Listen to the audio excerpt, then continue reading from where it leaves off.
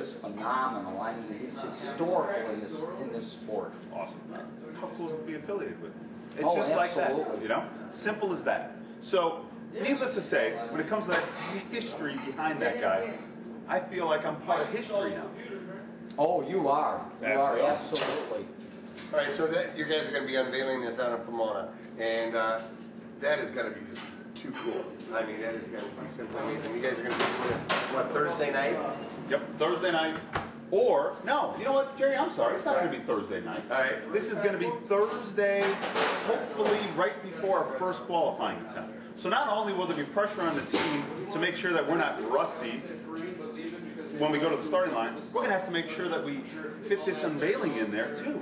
That adds a little pressure and a little excitement to the whole thing too. I keep on saying pressure, but it's excitement. I mean, it's what it really is. Now, do you think the word has got out that Mr. Kenny Youngblood has done your car, or is this going to be a huge surprise to most of drag racing? People are going to freak out. I got to be honest with you, and there's going to be some envy going on. I mean, to get this man to do your car is phenomenal. We don't call it penis envy, we call it race car envy. Race car envy. Right.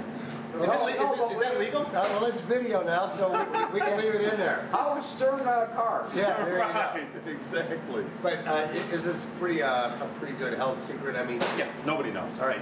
And we're actually going to get a sneak peek at it, but we have an agreement with you. We're not going to show this until that following Friday. That is correct. Absolutely not. Because we don't want that secret to get out. No, agreed. I've mentioned it in articles that we have some new things happening. Kind of teased it a little bit. That's it. That's all we've done. Make people wonder, what are they doing? Yes. All right. Now, you said you guys are going to do 7 races. Baker back on board again this with you. You guys had a 2-year deal. What 7 races are you guys doing? I know I talked to Mike briefly about that. What are all the races you guys are doing? We'll be going to of course, Pomona. Right. The historic Pomona. Right. We'll be going to Houston. Okay. After Houston, we'll go to Joliet. Okay. Oh, see, you love I that love track. Joliet. Oh, it's going to be Like your dad, because I can go there and come home and sleep in my own bed. That's what your father told us. Right. Yeah. Absolutely. I mean, and the cool thing about Joliet, let's think about the neatest thing there. Nighttime qualifying on I thought you were Friday going to say Tony Schumacher. and Saturday. That's neat too. Yeah, you know, right. Tony and I have actually gone out once or twice this winter, had a little lunch, and it was enjoyable to talk to a gentleman like that. But after Joliet, then we take a little time and go to Indy. Right. It's the biggest race in the year. I love Indy. Yeah, the Daytona 500, the Super Bowl, whatever you want to call it. We got to get out there. We got to go. We're you know coming what? this year. I'm going to have you call my wife and get early permission. Have Should I call her wife now? call my Hang on, wife. let me call her now. Why do I have her cell phone number? Don't I cut. Everybody does. Slap back, no trade backs. All right, Just so kidding, honey. you're doing Indy, then what After Indy, we'll go to Charlotte. Okay. Charlotte, then we'll go to a new racetrack for us, Phoenix. Never been to Phoenix in my entire life. Okay. Don't know anything about it. And then from Phoenix, we'll go to Vegas. Okay. And, most importantly, if Peak Motor Oil, Peak Antifreeze, Old World Industries, if they re-sign us for 2012, come on in, Kurt! Come on in! Come on in! That's a good crew chief right here. If they sign us for 2012 Right. and in the future, we will work in Pomona at the end of the year. Let's think about it. We go to Phoenix. Okay. We go to Las Vegas. 4 hours away is Pomona. Well, it would suck if we have to go all the way out to Vegas. Pomona is a hop, skip, and a jump away. Next and then week. have to pull, well, it's 2 weeks away. But it's okay. All right. And then pull all the way back to Chicago while everyone else goes to Pomona. But we know we can't do it on our own. Right. We know we're not going to do it on our own. Right. You know, I hope, guys, we're already out there. Let's just stay out there. No. You pull the thing home and you come home. But if things go well, we can sign a contract for 2012, 2013. We'll be at Pomona too. So that'll be the 8th teaser, if you will. Fantastic. TJ Zizzo, if people want more information about you and your race team, what would be the best way to get a hold of you guys? There's too many ways of getting a hold of me now. All right, I got ZizzoRacing.com. I got his cell number, by the way.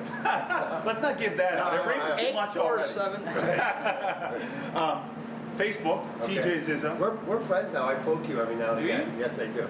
Don't act like you don't know it. I know it all. I know everything that goes on Facebook. We also have, of course, YouTube. Right? Yeah. YouTube, and then go to TJ Zizzo on that. Okay. What else is a big one out there? Twitter? Is that another one out I there? don't do Twitter yet, but I guess I'm going to have to do that. You're famous. You guys are famous. Yeah, you know, You I need to know. be- I've people been- follow you and stuff. You know what can I say? So Twitter, TJ Zizzo at Twitter too. So there's just so much going on in my life. Also, I write a little article for NHRA, and National Hot Rod Association, National Dragster. You know, there's a lot of things going on, and I don't know if I can keep up with it all. I think that's why I'm most nervous.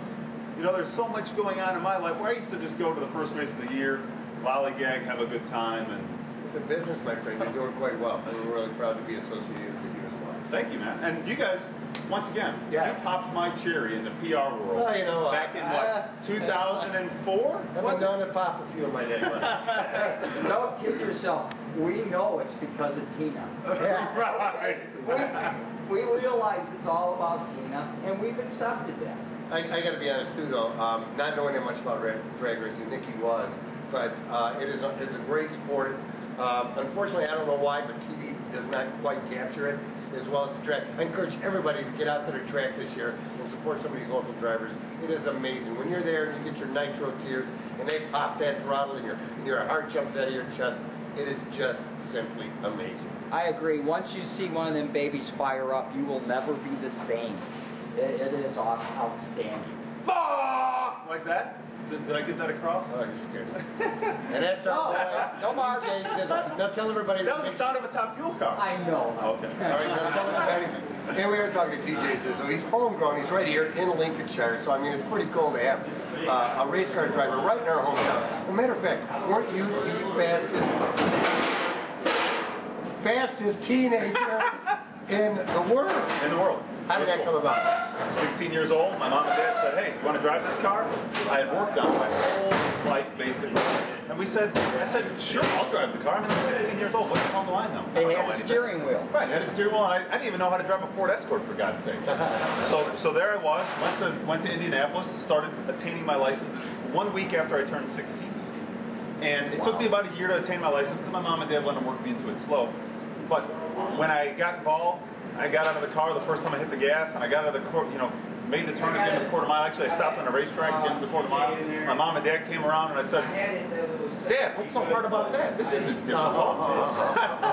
So from there on, it was just a hook that led me to, when I was 17, being able to go 220 miles an hour. What track was that on when you did it? First time I ever went 220 was Indianapolis. I don't know. You know what? It was so long ago, guys. I forgot what I had for dinner last night, let alone that. But it was either Florida's one of the first passes. Yeah. So let's think about this. Florida, I went pretty much to about 3/4 track. I think I went 200 miles an hour. Then I came back here to finish up my license. I think I went about 210 miles an hour at Union Grove, Wisconsin. Speaking of, neighborhood venues. That's about a 50-year-old track now, isn't it?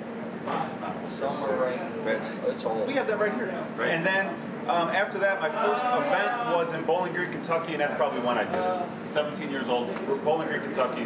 You know, and it was just spectacular. I mean, it was 200 and what? 220. 220. Let's not exaggerate. Right. 220 miles an hour. 240. And that seems 12. And that seems fast. And some of the speeds are going way over 300. 325 miles an hour is the fastest I've ever gone. But we know as a driver you always want more, so I probably drove it a little bit past the finish line. I probably went 340 miles an hour. How many G's are you pulling when you're in that thing? I feel like we're hugging. It felt weird. I mean, I had my arm like you're a chick. But anyway, how many G's? Yeah. This meant. Oh God. That's a lot of G's. 5 G's. That was about a thrust of 5 G's. Did you ever puke in your cockpit? I've never puked in my cockpit. No. Right. Never. No. Do you still have the apple before you go out? No more fruit for me. Right. Can you tell? Yeah. Can you see that in the camera? No more fruit. See this right here? I'm looking like Jerry now. She got some mastacholi and stuff. Yeah, absolutely. You guys still have the same ritual. I mean, you and your dad, when he straps you in the car, I tell you what, it's like almost a ballet. He's in there and he's checking the car, and there's not any conversation whatsoever between you guys. You guys are all on the same page. checking out the safety aspects. Is that still the Always. same ballet? Always. Same thing? That will never change. Do you still rub the wing before you go in? Yeah. Every time? Yeah, that ritual is the same. I mean, we're all A little superstitious. a little superstitious. A lot. I think drag racers are superstitious in general. Oh, I because think when all we go to the line, you either win or lose, dude. You're done. Yeah, so right. you always have the same routine. I'll be honest with you, watching you and your father, watching you get ready to get into the car is actually one of Jerry and I's favorite moments.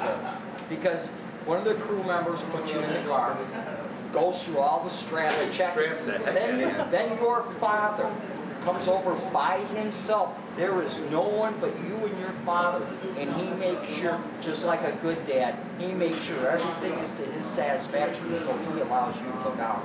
That is awesome. That is awesome. Gives me the chills. No talking. Oh, There's no. no talking. That'll be in my mind always. That's a scene I'll never forget, so it's pretty good. Ziz, again, we appreciate Always, your time. man. We're going to get some more shots and we'll get out of your way. And as always, we're always behind that car pushing. Yeah. I went out right away when Jerry tries. Is that too bad today? And once again, it's jgt.com. JGT TV. Oh, whoa. You guys are big time now. Okay. jgt.tv. The quickest way to do it is go to GoFlow.com. You'll find us on there. Okay, GoFlow.com works too. ZizzoRacing.com.